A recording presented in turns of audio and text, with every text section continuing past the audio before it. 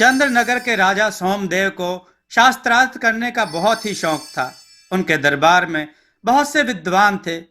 जब कभी भी समय मिलता तो वे हर विषय पर चर्चा किया करते थे।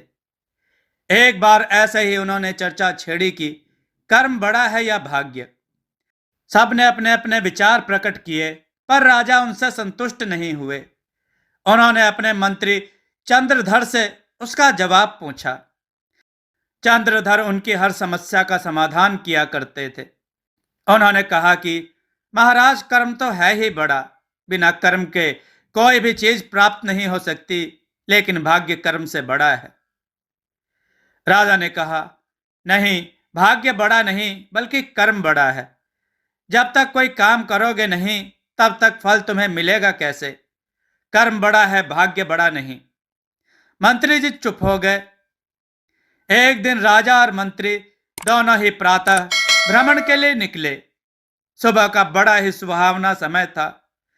दोनों ही धीरे धीरे टहलते हुए जा रहे थे। जब टहलकर वापस आए, तब उन्होंने देखा कि एक खेत में एक आदमी घास छील रहा है। राजा ने कहा, चलो इस आदमी के पास चलते हैं और आज मैं तुम्हें अपनी बात को सत्य करके दिखाता हूं। यह जो आदमी घास छील रहा है, मैं इसका भाग्य बदल दूंगा। दोनों उसके पास पहुंचे। राजा ने उससे पूछा, भाई, धूप हो गई और तुम घास छील रहे हो? उसने कहा, घास ना छीलूं तो मैं क्या करूं? मैं गरीब आदमी हूं। घास को छील कर उसे मैं बाजार में बेचता हूं। तब उससे जो पैसे मिलते हैं, उससे अपनी गुजर बसर करता हूं। राजा ने पूछा, तुम्हारा नाम क्या है? उसने जवाब दिया, मेरा नाम खुद्दू है। राजा ने कहा, आज से तुमको घास छीलने की जरूरत नहीं पड़ेगी। राजा ने अपने पास से 1,000 स्वर्ण मुद्राओं की थैली निकाली और उसे देते हुए कहा, लो, आज से तुम अमीर हो जाओगे तो तुम्हें कोई परेशानी नहीं होगी। खुद्दू ने उस थैली को ले लिया और बहुत ही प्रसन्नता से चला गया। राजा और मंत्री भी वापस अपने महल को लौट आए। खुद्दू को जब 1,000 स्वर्ण मुद्राओं की थैली मिली तो वह खुशी से फूला नहीं समाया। अपने घर के लिए जब वह बाजार से होकर निकला तो उसने सोचा कि कितने ही दिन हो गए मैंने मांस नहीं खाया है। आज थोड़ा खरीद कर ले चलता हूं। उसने आधा किलो मांस खरीदा। सोने की मोहरों को उसने अपने गमछे में बांध लिया था। आधा हिस्सा बच रहा था। उस बचे हुए हिस्से में उसने मांस को बांध लिया और कंधे पर डालकर चलने लगा। मांस की गंध को पाकर एक चील आई और उस मांस के अंगोछे को उड़ा कर ले गई। खुद्दू हक्का बक्का होकर उसे देखता ही रह गया। वह चील के पीछे थोड़ी दूर तक दौड़ा, लेकिन चील उसे आसमान में उड़ाकर कहीं गुम हो गई। वह वहीं सिर पकड़कर रोने लगा, पर अब क्या हो सकता था। वह वापस अपने घर लौट आया। इस बात को कई दिन हो गए।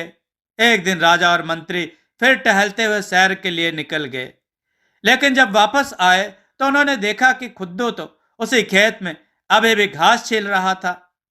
राजा को आश्चर्य हुआ। वे उसके पास पहुंचे और कहा, क्यों खुद्दू, तुम तो अभी भी यहां घास छील रहे हो? उसने कहा, महाराज, वह मेरी किस्मत में नहीं था। ऐसा कहकर उसने वह चील वाला किस्सा कह सुनाया। राजा ने कहा, ठीक है, मैं फिर तुम्हारा भाग्य बदलता हूं। ऐसा कहकर उन्होंने 1,000 सोने की मोहरें फिर दी और कहा, अब इस बार इन मोहरों को लेकर सीधे घर जाना, कहीं भी रास्ते में मत रुकना। खुद्दू राजा की दया देखकर गदगद हो गया और वह राजा को प्रणाम करके सीधे अपने घर की तरफ चल दिया। राजा और मंत्री भी चले गए। राजा ने कहा, अब तुम देखना, उसका भाग्य मैंने बदल दिया है। अब यह घास नहीं छीलेगा। खुद्दू अपने घर पहुंचा तो उसने देखा कि उसकी पत्नी घर पर नहीं थी। उसने एक मटकी में, जिसमें बहुत दिनों का पुराना चोकर पड़ा हुआ था, उसी में मोहरों की थैली रख दी और अपनी पत्नी को ढूंढने के लिए मोहल्ले में चला गया। इधर जब खुद्दू अपने घर से निकला, तब तक उसकी पत्नी तुरंत ही घर में आई और वह घर में आकर बैठ ही पाई थी कि तभी दरवाजे पर एक भिखारी आ गया और दरवाजे पर कुछ दे दे माई कहकर पुकारने लगा। खुद्दू की पत्नी झुंझला गई।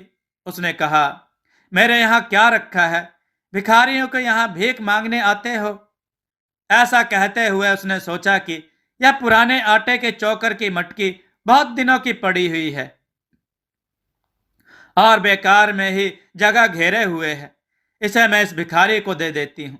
ऐसा कहकर उसने मटकी लेकर भिखारी को दे दी। भिखारी मटकी को लेकर चला गया और उसने गांव में एक दुकान पर उसको बेच दिया। बदले में उसे थोड़ी सी मूंगफलियां मिल गईं। वह भिखारी गांव में चला गया। खुद्दू ने पूरे मोहल्ले में अपनी पत्नी को ढूंढा, पर वह कहीं नहीं मिली। वह झुंझलाते हुए घर में आया तो देखा पत्नी तो घर में ही बैठी थी। पहले तो वह उस पर चिल्लाया कि कहाँ घूमती रहती हो। फिर उसने कहा कि आज फिर राजा मिले थे, उन्होंने मुझे 1000 सोने की मोहरें फिर से दी हैं। पत्नी भी बहुत खुश हो गई। उसने कहा, कहाँ है, दिखाओ। खुद्दू कमरे में गया। उसे वहां चौकर की मटकी नहीं दिखाई दी तो उसने अपनी पत्नी से पूछा, वह आटे की मटकी थी, मैंने उसी में मोहरों की थैली रख दी थी क्या। ऐसा कहकर खुद्दू की पत्नी का मुंह खुला का खुला रह गया। क्यों, क्या हुआ। वह आटे की मटकी तो मैंने भिखारी को दे दी। भिखारी को दे दी, भला क्यों। वह भीख मांग रहा था, कुछ देने के लिए था नहीं, तो बहुत दिनों से वह बेकार मटकी पड़ी थी, मैंने वही उठाकर दे दी। खुद्दू ने अपना सिर पीट लिया। अब वह भिखारी की तलाश में भागा। वह पूरे गांव में भिखारी को ढूंढता रहा, मगर भिखारी का कहीं अता पता नहीं था। वह वापस घर आया और उसने अपनी पत्नी को बहुत डांट फटकार लगाई और बहुत शोक किया, लेकिन अब हो भी क्या सकता था। इसके बाद कई दिन बीत गए। एक दिन राजा ने मंत्री से कहा, चलो मंत्री, आज फिर घूमने चलते हैं। दोनों लोग फिर से भ्रमण करने के लिए गए। वापस लौटते समय उन्होंने देखा कि खुद्दू वहीं घास छीलने में जुटा हुआ था। राजा उसके पास पहुंचे और पूछा, तुम तो अभी भी घास छील रहे हो, और मैंने जो तुम्हें मोहरें दी थी उनका क्या हुआ। खुद्दू ने अपनी आप बीती सुनाई। राजा ने कहा, आज तो मेरे पास कुछ नहीं है। मंत्री ने अपनी जेब देखी और कहा, मेरे पास भी कुछ नहीं है, यह 2 पैसे का खोटा सिक्का पड़ा हुआ है, दुअन्नी पड़ी हुई है, आज तो यही है, इसे तुम ले लो, खाली हाथ तो नहीं रहोगे। जब और देने को कुछ नहीं है तब तो यही रख लो। ऐसा कहकर दोनों आगे बढ़ गए। खुद्दू ने घास छील ली और उसे बेचकर जब अपने घर पहुंचा तो दुकान पर पहुंचा तो उसने सोचा, ना हो कुछ ले चलूं। तो उसने दुअन्नी निकाली, दुकानदार से कहा। दुकानदार ने कहा, दुअन्नी, दुअन्नी में तुम्हें क्या मिलेगा। चलो, ऐसा है कि यह पुरानी मटकी पड़ी हुई है, इसे तुम ले जाओ। इसे एक भिखारी दे गया था। खुद्दू ने वह मटकी ले ली और अपने घर आया। मटकी को साफ करने के लिए उसने जैसे ही उसे उल्टा करके हिलाया, उसमें आटे के साथ साथ उसकी मोहरों की थैली भी निकल पड़ी। खुद्दू यह देखकर खुशी से नाचने लगा। उसकी खोई हुई रकम वापस मिल गई थी। उस रात को बहुत जोर की आंधी आई और पानी आया। उसके आंगन में एक नीम का पेड़ था। उस पेड़ पर एक चील ने अपना घोंसला बना रखा था। सवेरा हुआ तो खुद्दू ने देखा कि उसका अंगोछा जमीन पर पड़ा हुआ था, जो आधा फट चुका था। चील ने उसमें से मांस को नोच नोच कर खा लिया था और बाकी अंगोछा पड़ा रह गया था। रात को आंधी आने से उसके यहाँ गिर पड़ा था। खुद्दू को खोई हुई रकम फिर से मिल गई। अब खुद्दू का भाग्य बदल चुका था। उसने बहुत शानदार मकान बनवा लिया था और वह व्यापार करने लगा था। उसका नाम खुद्दू से बदलकर खुशहाल हो गया था। बहुत दिनों के बाद राजा जब घूमने निकले तो उन्होंने देखा वहां पर खुद्दू नहीं था।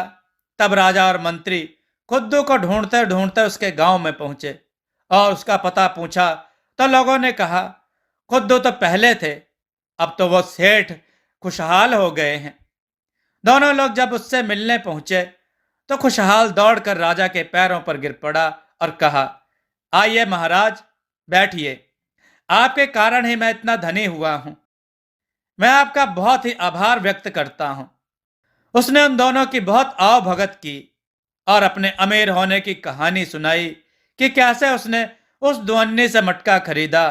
उन्होंने कहा कि मंत्री जी, आपकी दुअन्नी के कारण ही मेरी सब खोई हुई रकम मिली। अगर वह दुअन्नी नहीं होती तो शायद मुझे रकम नहीं मिलती। इसलिए यह सब आपके दुअन्नी का ही प्रताप है। मंत्री ने कहा कि नहीं, यह सब भाग्य के कारण है। वहां से लौटकर राजा ने मंत्री से कहा, मंत्री, तुम सच कहते हो। कर्म तो जरूरी है ही, लेकिन भाग्य उससे बड़ा है। कर्म कितना भी करो, मगर जब भाग्य में नहीं है तब उसका फल नहीं मिलता। दोस्तों, आपको यह कथा कैसी लगी? अपने विचार और सुझाव कमेंट में जरूर दें। हमारी कथाओं को लाइक करें, हमारे चैनल को सब्सक्राइब करना न भूलें। हमारी कथाओं को शेयर जरूर करें, जिससे लोगों को अच्छा ज्ञान प्राप्त हो। जय श्री राम भक्तों।